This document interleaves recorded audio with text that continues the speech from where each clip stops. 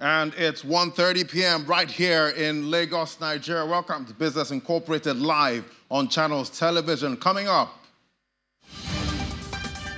West Africa Economic Monetary Union forecast Francophone region GDP will hit 7% in 2023.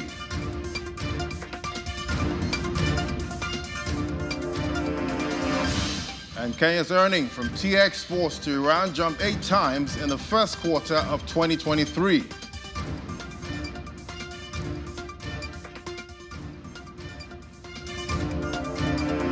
And Egypt's inflation rate sets record high at 36.8% in June.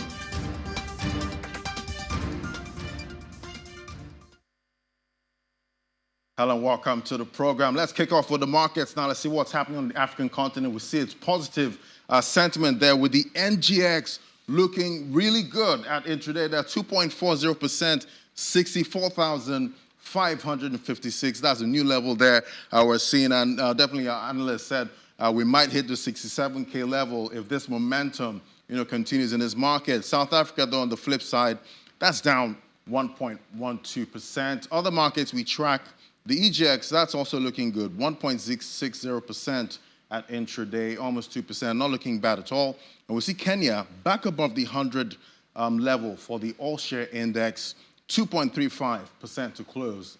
That was last week, Friday. Let's look at other parts we track now. In the Middle East, it's also positive sentiment right there. And the UAE, the Abu Dhabi and Dubai index, they're not looking bad at all.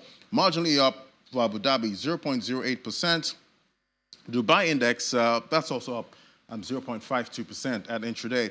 Other parts we track in the Middle East there, we see it's also not looking bad there. Saudi is up 0.02%, while the Qatari index, the lone loser at intraday, down 1.13%.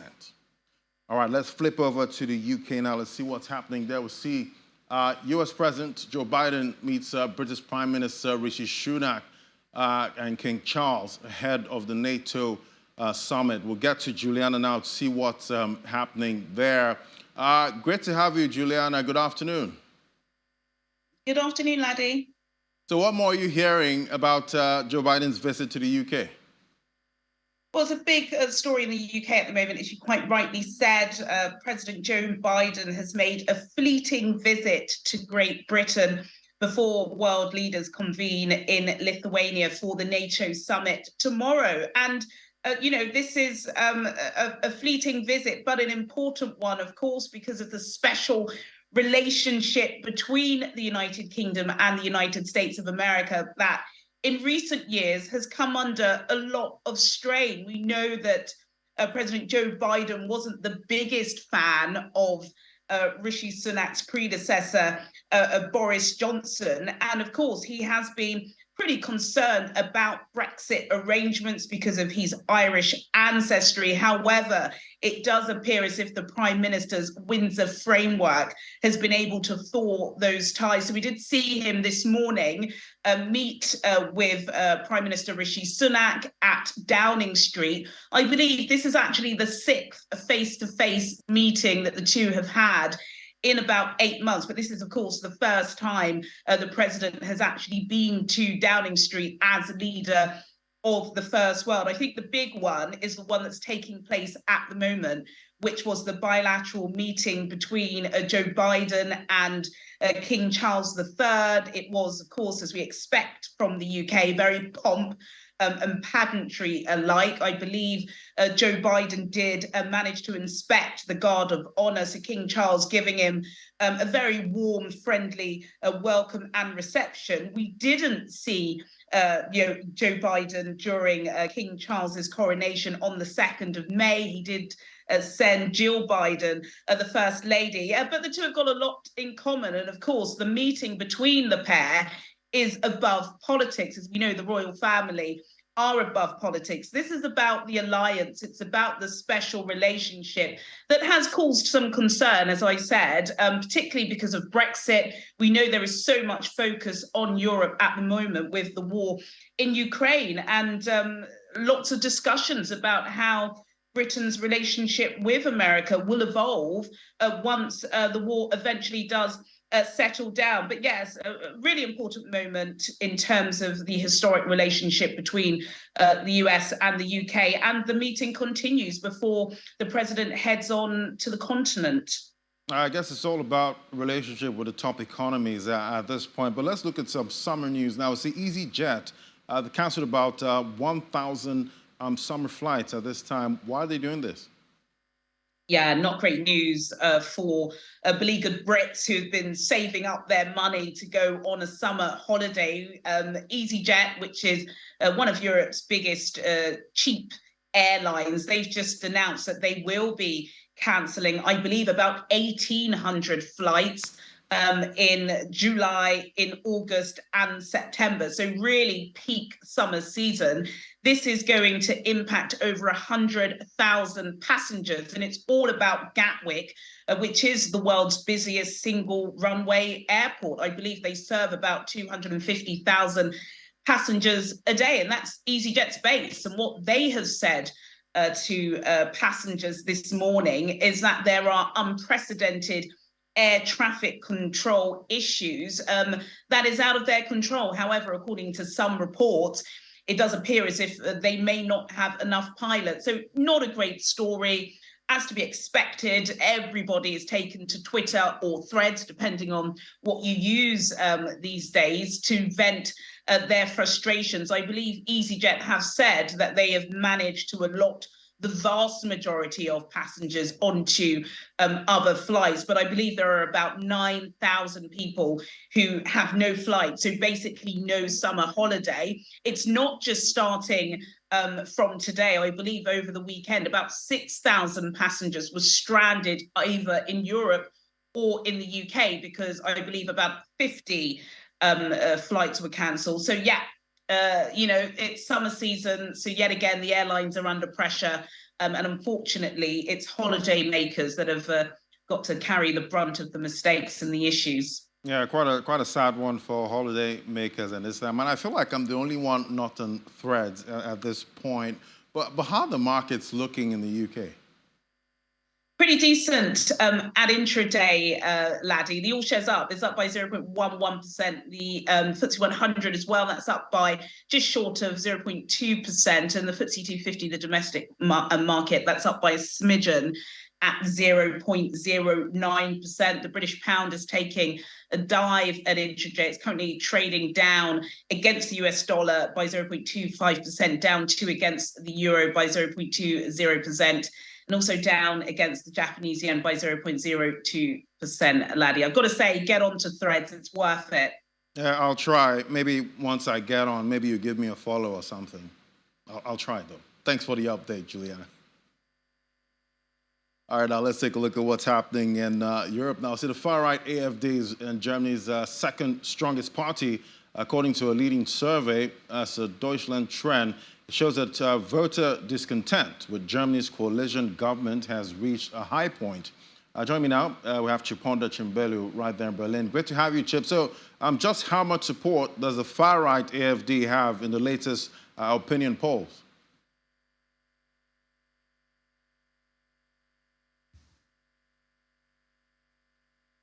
The latest Deutschland Trend survey shows that 1 in 5 people of those polled said that they would vote for the Alternative for Germany AfD party if elections had been held on Sunday. Now that puts the AfD in second place after the biggest opposition party, the Christian Democrats. All the parties in the ruling coalition came in behind the AfD. German voters appear to be most unhappy about the actions of the government and politicians, in particular, a new proposed building heating law. It has been very unpopular with voters, and the goal that the government had was to make all new heating systems, or to get all new heating systems installed in German buildings using 65% renewable energy from next year. And despite its plans to shoulder the costs, or some of the costs rather, for building owners, the government's plan proved controversial because it was deemed expensive by ordinary people. Now, the bill has been challenged in Germany's constitutional court. It decided that the government hadn't given lawmakers enough time to read it, so the bill will not be passed until the German parliament returns from, or the German parliamentarians return from their summer break in September. And apart from that, inflation, climate change, and immigration were among the top concerns for German voters. The war in Ukraine was in fifth place. For the German economy, Chip.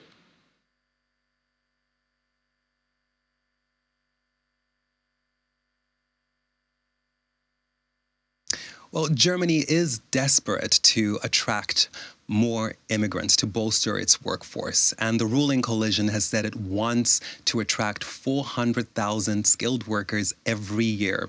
However, Germany isn't the only country trying to attract high-skilled professionals.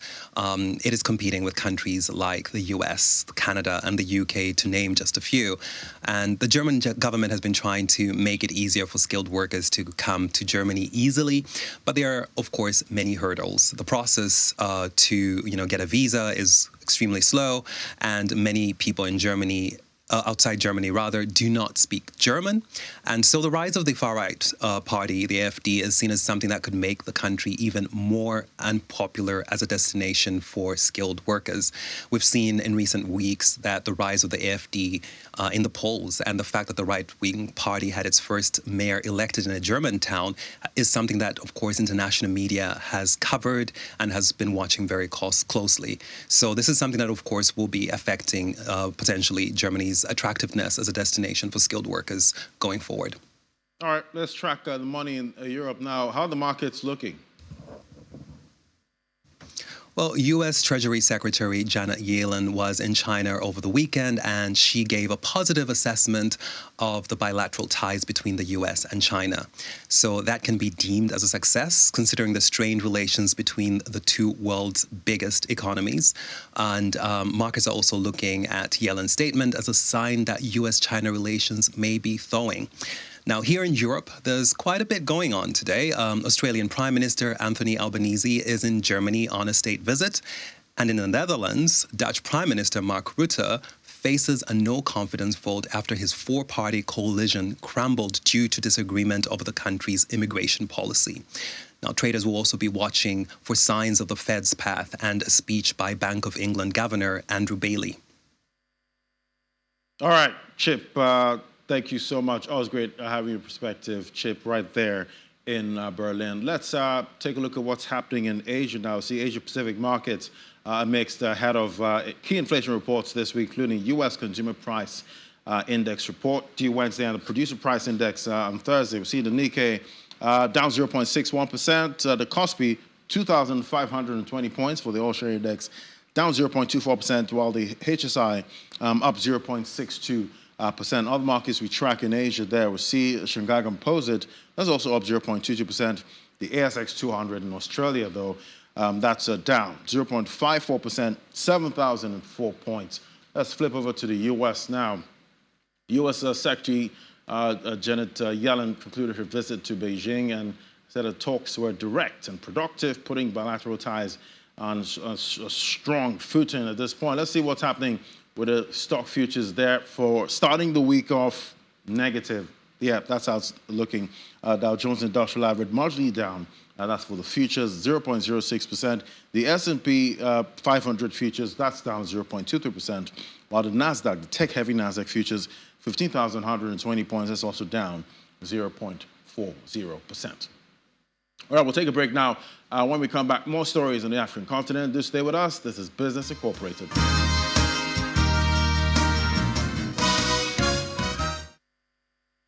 Welcome back. Well, the report South Africa's crushing electricity outages could end sooner than expected as power generation is being ramped up. And that's according to Electricity Minister right there in South Africa. Let's talk to our correspondent, Innocent Samosa, right there in Johannesburg. Great to have you, Innocent. A very good afternoon to you, Ladi, and it's good to see you. Good afternoon. Great to see you, too. So the minister is saying load shedding in South Africa will end soon. What is he seeing? Yeah. Good afternoon to you, Ladi, and viewers around the world. Indeed, we coming to you from Johannesburg, a very cold Johannesburg today, lad. In fact, it was snowing earlier today. So it's very cold today. Indeed, if you can hear properly, laddie, I guess there's a generator that is currently on right now. We're currently on load shedding, but it's stage 3 at the moment. So much of the past month, news around ESCOM have been relatively All right. positive, to say the least, lad, because load shedding has So, Innocent, been, you know, relatively low. all right, Innocent, looks like we're having some internet issues right there.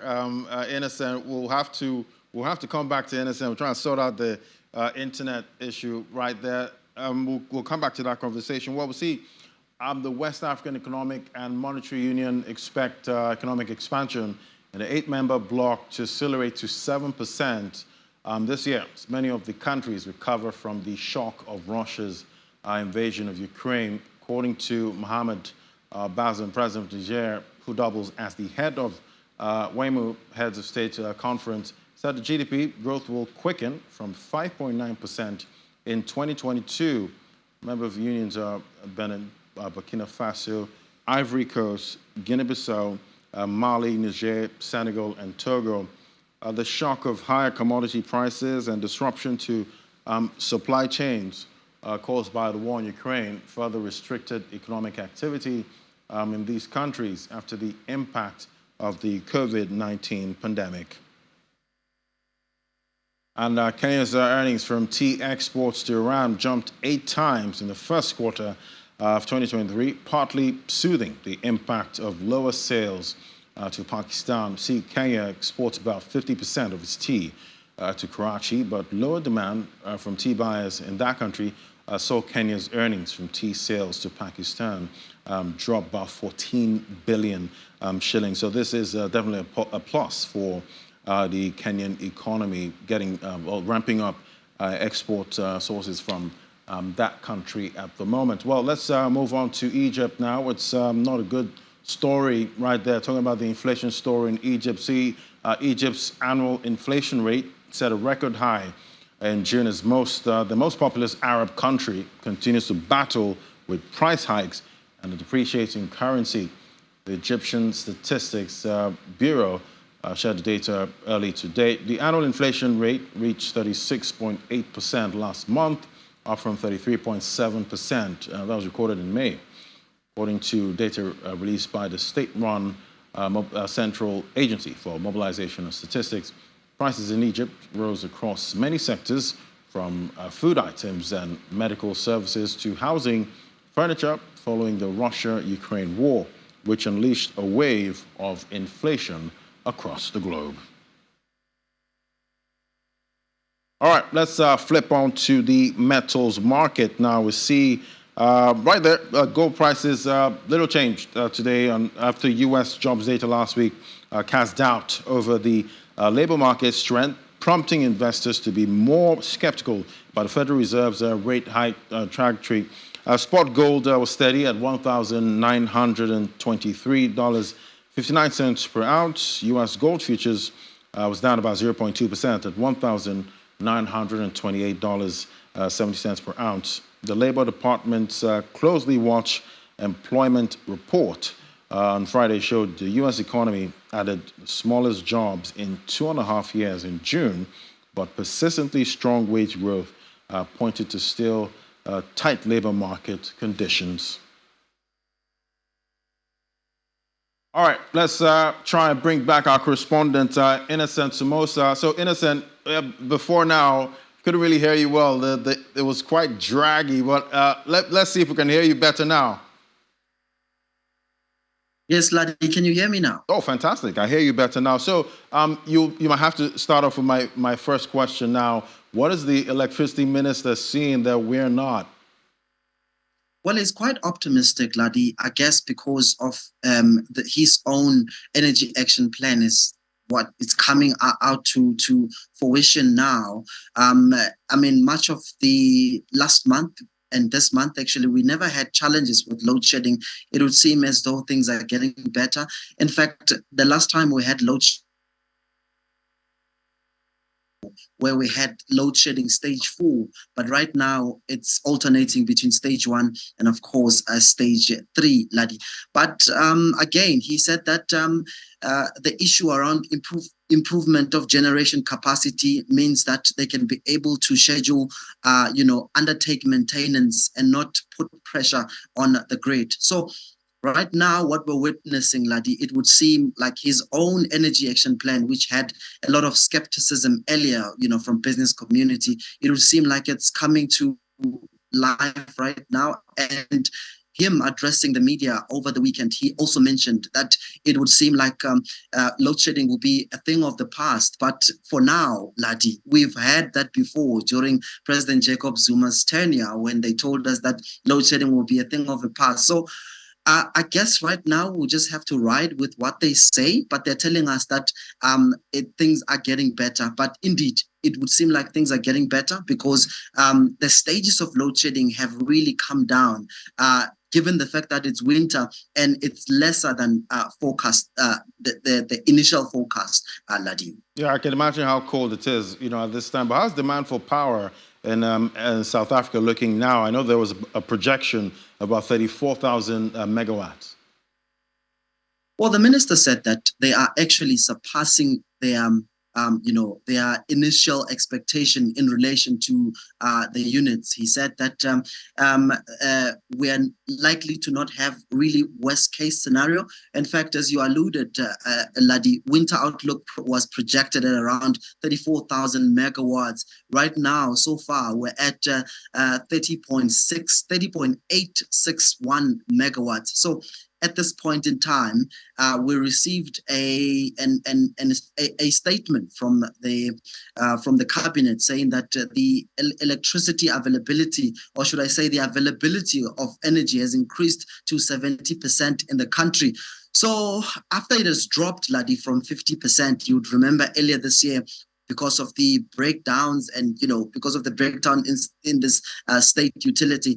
And also, it's also important, Ladi, to remind our viewers that Eskom has been implementing load shedding since 2008 to reduce the reliance on